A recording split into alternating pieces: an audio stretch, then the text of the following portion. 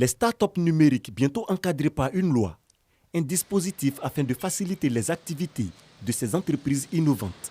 Il s'agit pour l'État de Côte d'Ivoire de favoriser le développement des startups numériques à travers des mesures incitatives d'ordre fiscal, douanier et administratif. Le manque de moyens en financement et accompagnement est un frein à la création et à l'atteinte des objectifs d'un nombre important de startups numériques. Conscient du rôle important des startups numériques dans l'économie nationale, le gouvernement de Côte d'Ivoire entend les accompagner en mettant en place un cadre stratégique, institutionnel et juridique propice à leur développement. Le présent projet de loi, s'inscrivant dans une démarche entièrement consultative et inclusive, a pour objet de mettre en place un cadre incitatif spécifique à la création et à la promotion des startups numériques en Côte d'Ivoire et de leur permettre de bénéficier d'un accompagnement idoine.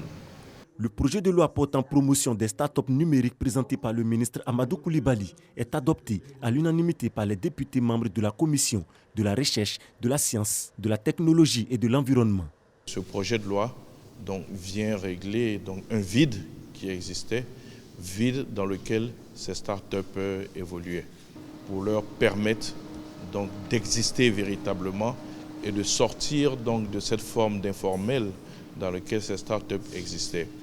Aujourd'hui, avec l'adoption de ce projet de loi, nous pensons que nos startups gagnent en force et ont tout l'encadrement nécessaire pour pouvoir attaquer des marchés au-delà de la Côte d'Ivoire. Le texte prévoit également la création d'un comité de labellisation. L'organe sera chargé de la validation et le contrôle du label Startup. L'huile de vidange ou encore huile de moteur après son usage devient polluante et n'est donc plus utilisable.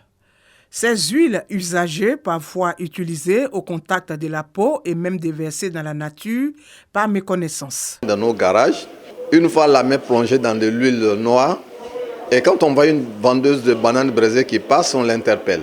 On s'essuie les mains sur les pantalons et on commence à choisir les bananes sans savoir qu'on est en train de transmettre le cancer à d'autres personnes qui vont utiliser ces bananes-là. Quand il pleut, écoute Madou, il faut verser de l'huile parce que la pluie est venue. Cette huile polluante présente des dangers pour la santé humaine et pour l'environnement. Tous ces polluants-là, lorsqu'ils se retrouvent dans l'environnement, ils peuvent causer des dommages énormes. Par exemple, 5 litres d'huile usagée vient comme polluer l'air qu'une personne va respirer sur une certaine période de temps.